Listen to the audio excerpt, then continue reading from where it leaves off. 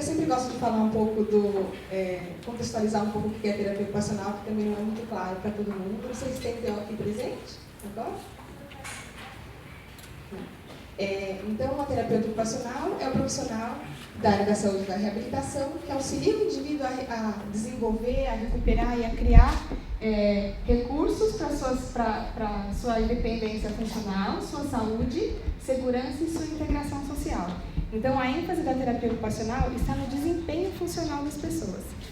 Então, ela analisa mesmo a atividade que o indivíduo está desempenhando, independente das faixas etárias que eles estejam.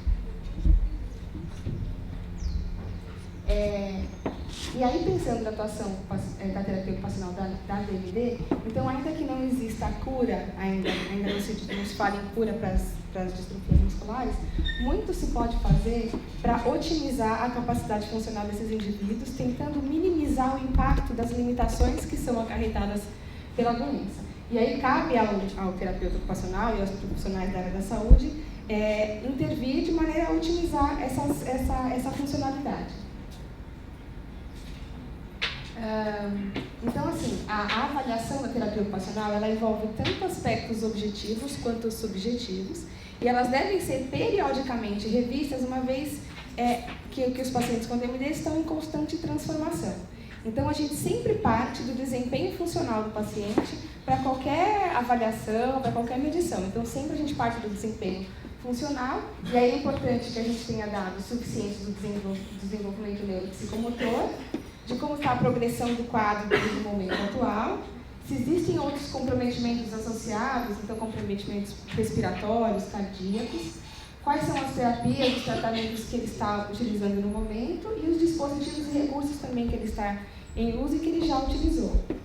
E aí, a partir desses dados, nós fazemos uma avaliação motora, então, que é a avaliação da força, da questão da limitação da amplitude de movimento, se existem ou não retrações musculares, presença de deformidades, posturas compensatórias, então uma avaliação motora ampla. A função dos membros superiores, então é muito importante a gente avaliar dominância, a função uni e bimanual, a questão da destreza, se existe algum comprometimento cognitivo também associado, a questão do desempenho funcional, então como é que está o desempenho funcional nas atividades do dia a dia desse paciente? Então, como que ele está fazendo as atividades de autocuidado, como estão sendo as atividades na escola, como é que está o brincar, como é que está o lazer, e os aspectos emocionais, que é importante, né, que todo profissional observe como é que está essa autoimagem, como estão essas relações interpessoais, como que é a dinâmica familiar. E aí, com base nesses dados, a gente elabora objetivos específicos para cada paciente, que tem como objetivo geral a melhora e manutenção da força e a manutenção e melhora da amplitude de movimento, prevenir os encurtamentos e as deformidades, promover a melhora ou a manutenção da função manual, realizar estimulação percepto-cognitiva, estimular a maior independência possível nas atividades de vida diária, com as devidas adequações, promover a adequação postural em cadeira de rodas, prescrever as órteses se necessário, e sempre realizar orientações aos familiares. Eu tentei listar aqui as principais intervenções da terapia ocupacional, e aí eu vou dar uma pincelada. Eu acho importante a gente enfatizar que realmente o que a gente observa é que os melhores resultados são obtidos quando a gente tem a junção do tratamento medicamentoso com um programa de reabilitação eficiente que ajude a minimizar as limitações do paciente no seu dia a dia. E aí, pensando na terapia ocupacional, o que eu trouxe para dar uma pincelada para vocês é a questão da tecnologia assistiva, na adequação postural em cadeira de rodas, das órteses de membro superior e a questão da acessibilidade. Então, a tecnologia assistiva, qualquer item, qualquer peça de equipamento ou produto que, quando adquirido comercialmente ou feito sob medida, ele é utilizado para aumentar, melhorar as habilidades funcionais dos indivíduos com qualquer limitação. E aí cabe ao terapeuta, ao profissional, prescrever e ter conhecimento dos recursos disponíveis para a utilização dessas capacidades, considerando que, para o paciente com DMD, a gente parte sempre da simplificação das tarefas e a conservação de energia, E aí, sempre o pontapé inicial para a indicação de um recurso de tecnologia assistiva é aquela pergunta que a gente faz para eles do que para eles é essencial que eles façam sozinhos. Então, o que é importante fazer de maneira independente? Então, aí a gente vai estudar as possibilidades de recursos que a gente tem para tentar otimizar essa funcionalidade. E quais são as etapas, né, o processo de aquisição de uma tecnologia assistiva? Então, primeiro a gente tem que ter conhecimento das habilidades que o indivíduo tem, preservadas, das habilidades que eles têm prejudicadas, e tentar observar o indivíduo desempenhando aquela atividade. E aí, a partir disso, já se espera que a gente tenha dado o suficiente para a definição do problema e para a exploração de alternativas. Então, hoje em dia existem vários serviços de equipamentos de reabilitação que incluem esses recursos de tecnologia assistiva, mas muito se pode fazer com os recursos que o próprio paciente e a sua família têm em casa. E aí, de novo, é importante que o terapeuta, que o profissional que está prescrevendo saiba desses recursos, para que o paciente participe do processo de escolha. Isso é extremamente importante. E, na verdade, a gente consegue minimizar as possibilidades de insucesso de uma tecnologia assistiva, que é a escolha do paciente da tecnologia que ele vai utilizar.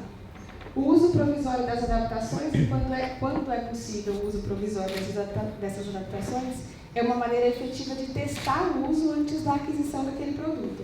Alguns serviços eles possibilitam o empréstimo de um recurso para que a gente possa testar antes do paciente adquirir.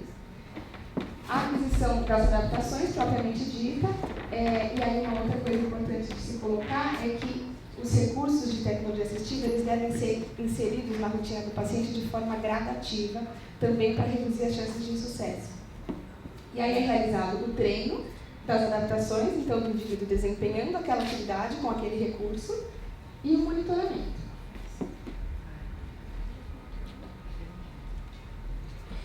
Aqui eu trouxe alguns exemplos. Então, uma mesa recortada que tem ajuste de altura para alimentação. Então, o indivíduo tem a possibilidade de apoiar os braços numa mesa um pouquinho mais alta, que facilita o ato de se alimentar. O suporte de canudo, então, para as pessoas que já têm dificuldade de levar o copo à boca, então o suporte de canudo acaba também facilitando bastante. O copo com alças, que também facilita, porque a pessoa pode enfiar as mãos nas alças do copo e levar até a boca com mais facilidade, sem deixar cair. Os talheres com cabo engrossado, então, para todas as pessoas com uma incoordenação e com uma falta de força muscular, tudo que ele for manejar, que for um pouco mais grosso, que tiver uma maior área de apoio, acaba facilitando para as atividades. Os antiderrapantes. A questão do vestuário, essa é uma adaptação de botão, até do outro lado desse cabo tem um ganchinho para zíper, que também auxilia bastante, também engrossado para abotoar, é super fácil, parece que é difícil, mas não sei se alguém já teve a oportunidade de experimentar, é super fácil para abotoar. Um tênis com um cadarço elástico, que também facilita bastante para colocar e retirar com facilidade, sem ter que ficar dando laço o tempo todo. Para muitos pacientes, só a argola no zíper já facilita o ato de vestir. E aqui a adaptação para o cabide. Então, para a pessoa que está na cadeira de rodas, ter a autonomia de poder escolher a roupa do cabide, poder retirar e manusear sem ter que pedir ajuda. Para a higiene, então, os tapetes antiderrapantes, as escovas de cabo alongado, para quando já existe uma perda de força muscular em membros inferiores, a escova de cabo alongado acaba ajudando também bastante. E as inúmeras possibilidades de prescrição de cadeira de banho. Então, esse é um tipo de cadeira de banho, mas existem outros recursos de cadeiras de banho também que são super bem aproveitados. Para o sono, então, a cunha, quando já existe um desconforto respiratório, para colocar na cabeceira e ficar um pouquinho mais elevado. E também as várias possibilidades de cama hospitalar, que hoje em dia existem opções de cama que parece uma cama convencional, mas ela tem todos os ajustes de uma cama hospitalar.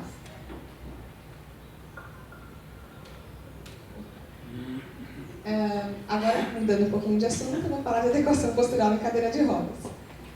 Então, a adequação postural ela é um ramo da tecnologia, que é esse ramo da ciência que está sempre se aprimorando, sempre tentando possibilitar novos recursos para as pessoas com qualquer tipo de limitação.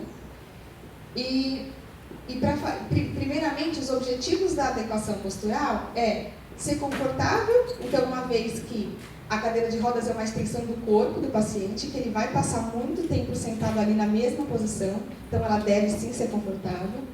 Aliviar a pressão, então ela também tem a obrigação de distribuir o peso corporal para aliviar alguns pontos de pressão. Incrementar a função, então ela tem que sim possibilitar a maior independência possível na posição sentado, então principalmente de membros superiores, e até facilita as questões fisiológicas mesmo. Então o indivíduo sentado numa boa postura, ele vai respirar melhor, ele vai deglutir melhor, ele vai fazer a digestão melhor.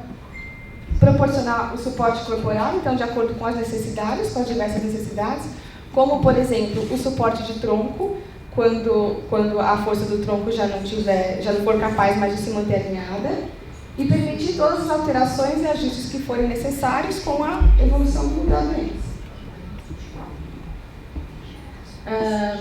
Então, para a gente prescrever, pensando aqui na questão da prescrição de um sistema de adequação postural, então, seja ela manual ou motorizada, é importante que a gente leve em consideração o perfil motor do paciente, quais são as atividades que ele exerce na comunidade. Então, para que ele usa essa cadeira? Ele vai ficar, é um paciente que fica mais dentro de casa? É um paciente que vai para a escola? É um paciente que anda bastante na rua, que pega ônibus? Então, tudo isso influencia na prescrição da cadeira de rodas e, sem dúvida nenhuma, as condições socioeconômicas, né? E pensando na adequação, na adaptação da cadeira de rodas, também ela é feita de maneira individualizada e o que a gente faz, né? O que a gente faz comumente é fazer a adaptação de acordo com o perfil funcional, o perfil motor da pessoa no momento. O que a gente faz diferenciado para o Duchenne?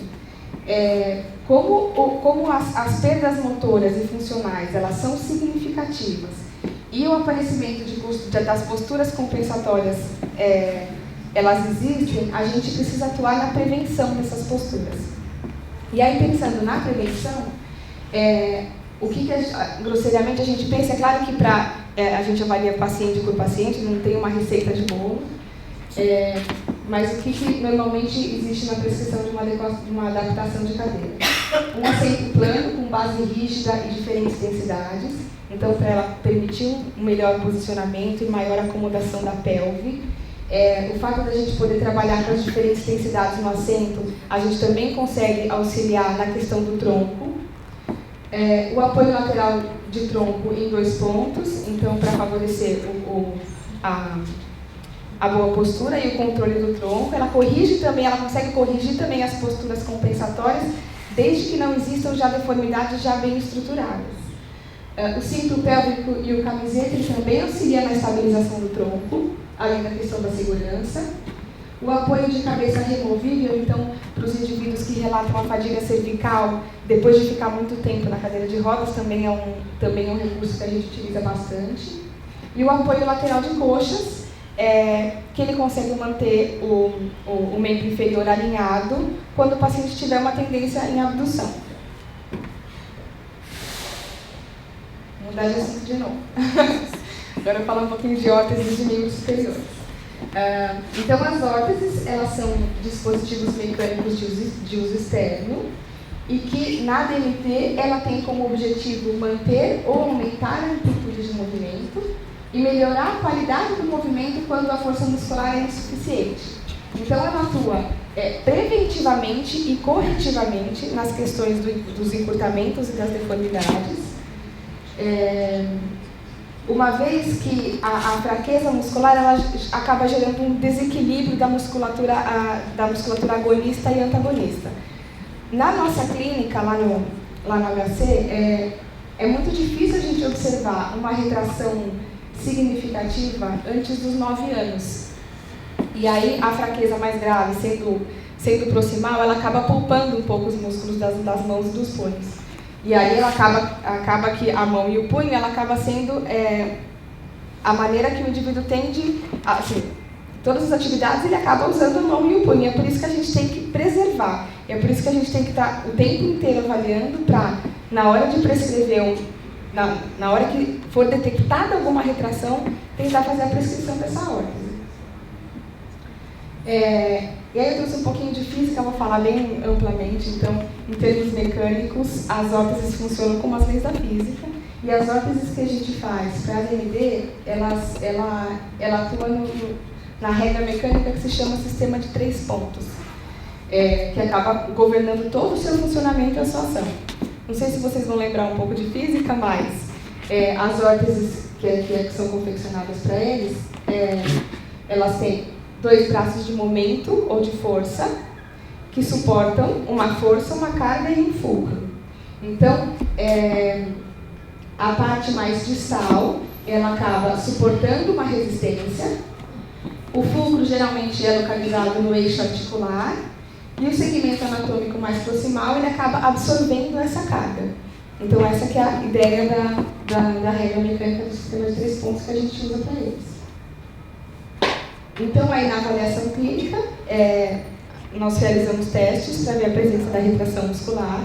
E aí, no caso de a gente encontrar a retração muscular e tiver indicação da órtese, a órtese é confeccionada e é realizado o monitoramento dessa órtese através da goniometria, que é a nossa medida. E aí, com esse acompanhamento, se o paciente usa direitinho a órtese, muitas das vezes a gente observa realmente um ganho de amplitude e aí a órtese tem a possibilidade de ser remodelada.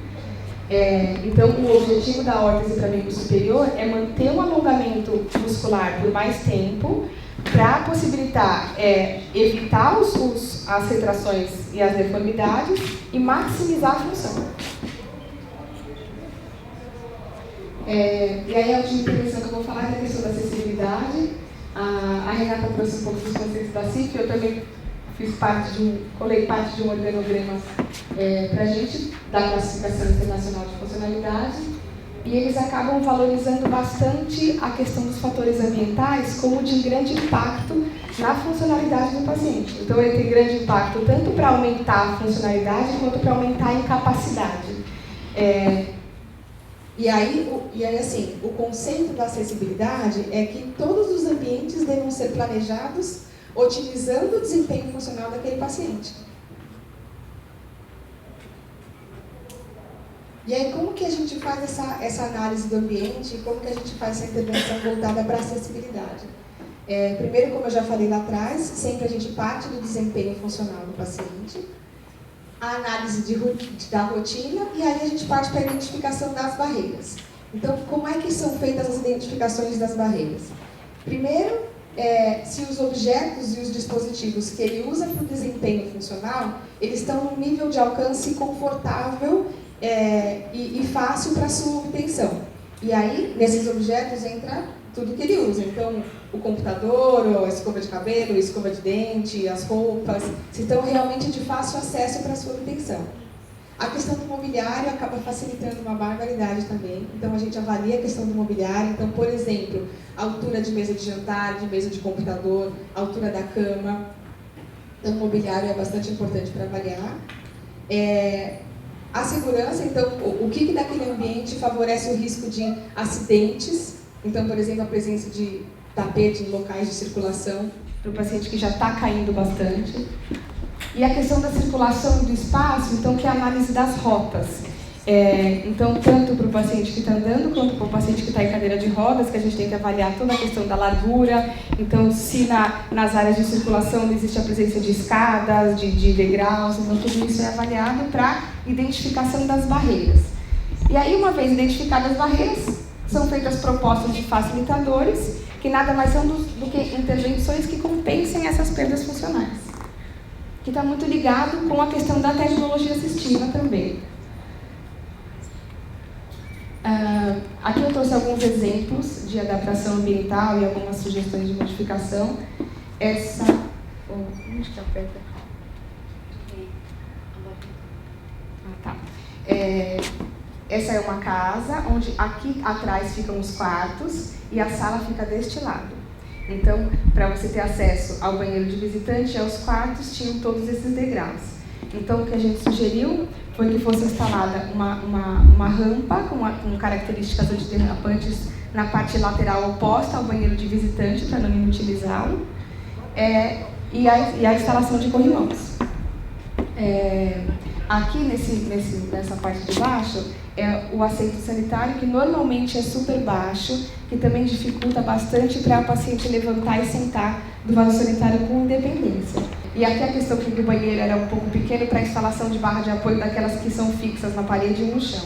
O que nós acabamos indicando foi o elevador de assento sanitário, que sempre se ele vai sentar num local que é mais alto, é claro que sempre ficando com os pés apoiados no chão para ele levantar, é muito mais fácil.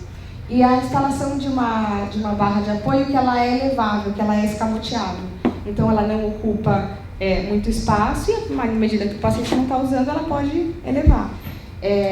Uma coisa que é super importante falar é que tudo que for indicado em questão de acessibilidade e adaptação ambiental, ela deve permitir a utilização confortável por qualquer pessoa. Né? Então não vai ser uma casa que, nossa, parece que dificulta para as pessoas que não têm limitação nenhuma, dificulta. Não, fica bom para todo mundo. Aqui eu trouxe só algumas imagens de um ambiente escolar, que também é possível que a gente faça também esse trabalho nas escolas. É claro que a acessibilidade é um direito, eu acho que a gente tem que sim brigar por isso, mas existe profissional, terapeuta ocupacional é um deles, que avalia esse ambiente, que auxilia a escola na proposta das modificações estruturais. Então, que é também uma alternativa que a gente tem com o profissional terapeuta ocupacional. E era isso que eu queria fazer para vocês.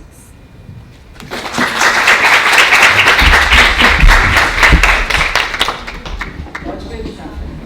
Por favor, de novo. Primeiro para físio. Sobre o treinamento de aeróbico, que você falou da esteira e bicicleta, né? Você acha que, como funcionaria 30 minutos mesmo?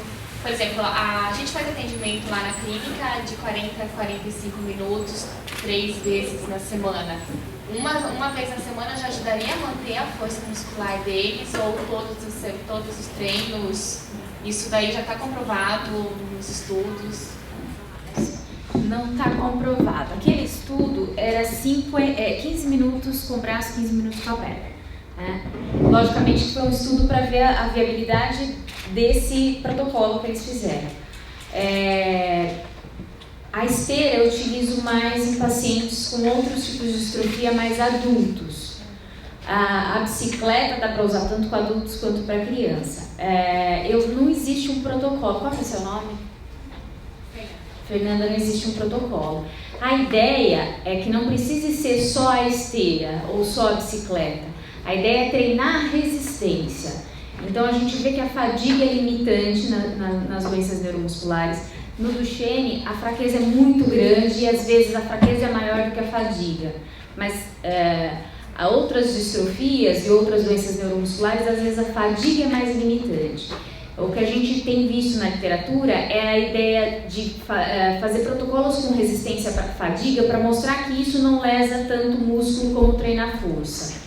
Então eu utilizaria cada caso de uma forma. Eu uso até treino da resistência pensando em, hoje eu faço uma atividade, eu faço um movimento 2, 3 repetições e a criança já cansa ou a qualidade do movimento já é ruim. Então a gente faz 2 ou 3 repetições do movimento.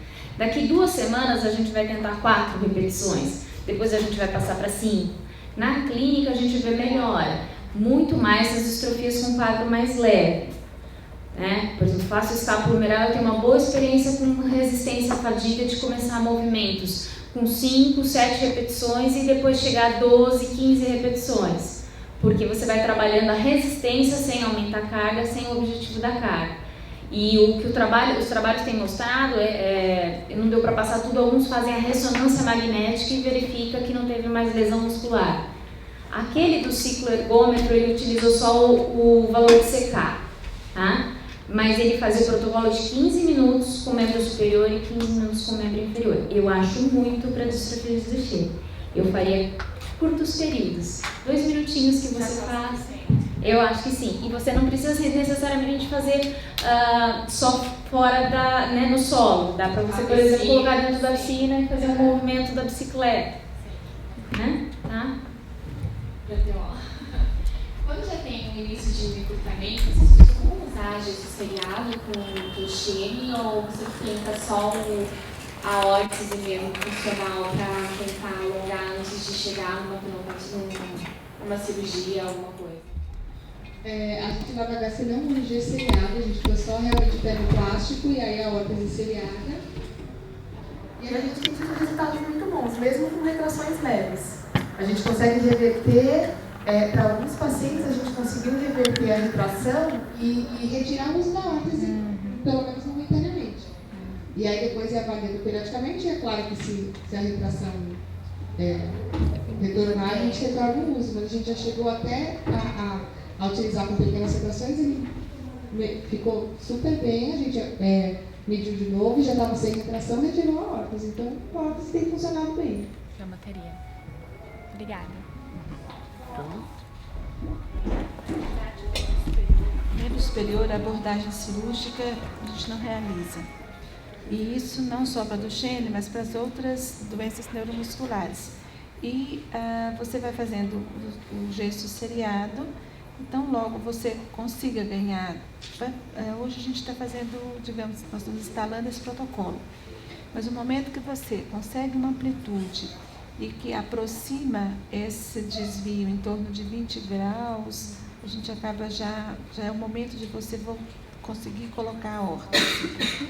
Para membros inferiores, normalmente, por exemplo, tendão de Aquiles, até 20 graus, nós temos conseguido, já num ponto precoce, feito o serial casting com o objetivo de reverter, reduzir essa retração e a partir de então ortetiza, né? Para poplíteo, entre até 20 graus de flexão, a tala extensora, os alongamentos conjuntos, né? O uso de alongamento tendão de Aquiles e poplíteo tem tido resposta. Entre 20 e 40, o engessamento, né? Seriado. Nesses casos mais avançados, nós não temos conseguido chegar a 180 graus, quer dizer, zerar. Então, sempre tem ficado, em média, uma diferença de 20, 30, até 40 graus. Para evitar, obviamente, uma reabordagem cirúrgica, nós estamos já instalando, né, esse processo, né. No Hospital das Clínicas, agora, nós estamos conseguindo, junto com lá na ortopedia, né, começando a fazer exatamente essa vertente no pós-operatório e nós conseguimos convencer a ortopedia de que é um bom negócio ganharmos tempo, até porque temos uma fila monstruosa lá. Mas na clínica privada tem sido muito pontual e bem interessante os resultados, sabe? E isso, obviamente, para toda a gama de doenças neuromusculares, adultos, enfim. Então, eu acabei começando a desenvolver bem a prática na clínica privada, que eu tenho a facilitação do tempo real e condições de operação, digamos assim, de execução do determinado tempo daquela situação. Então, isso tem sido uma prática que vem resolvendo, né? E assim, quanto menos agressão cirúrgica pudermos evitar, melhor. Nas distrofias, hoje é bem estabelecido, nas grandes estudos cirúrgicos está bem estabelecido. Nas miopatias, nós temos, algumas delas têm uma característica de ter uma progressão mais rápida das deformidades, mas quanto menos trauma cruento pudermos determinar, melhor para o resgate da função, né?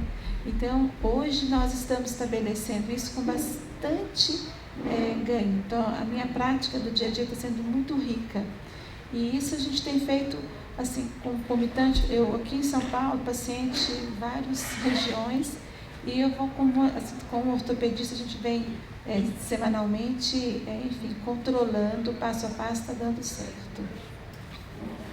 Bom, eu queria só fazer uma consideração breve aqui.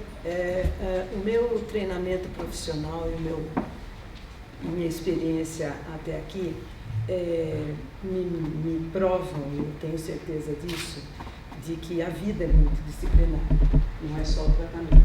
A partir do momento que eu comecei a trabalhar com acupuntura, isso mostra que, além de nós temos que pensar na vida dessa forma multidisciplinar, isso mostra também que a nossa área de trabalho, a área da saúde, vem reconhecendo a importância dessa cooperação.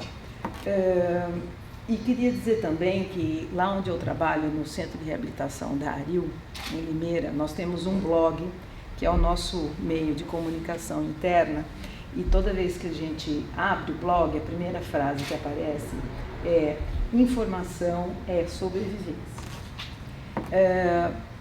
Eu acho que poucas coisas, a parte de complicações clínicas, mas poucas coisas comprometem tanto o resultado do tratamento dos nossos pacientes do que a falta de troca de informação entre os profissionais que tratam. Então, muitos pacientes acabam sendo frequentadores de vários consultórios particulares que não têm o telefone um do outro, por exemplo, né? Acho que isso dificulta muito. A gente precisa ter essa informação, não só para ter noção do que acontece com esse paciente, mas a gente precisa da informação também até para saber o que há de melhor vindo por aí, quais os direitos que nós temos, que direitos que esses pacientes têm, para a gente conseguir que tudo isso seja respeitado. Então, como eu acho tão importante essa informação, eu quero, usando esse mote que a ARIL coloca todos os dias na tela inicial do computador, agradecer não só pelo convite que foi feito para mim, mas para vocês e para toda a equipe do HC que veio aqui tão generosamente nos ajudar a sobreviver com essas informações que vocês trouxeram. Muito obrigada.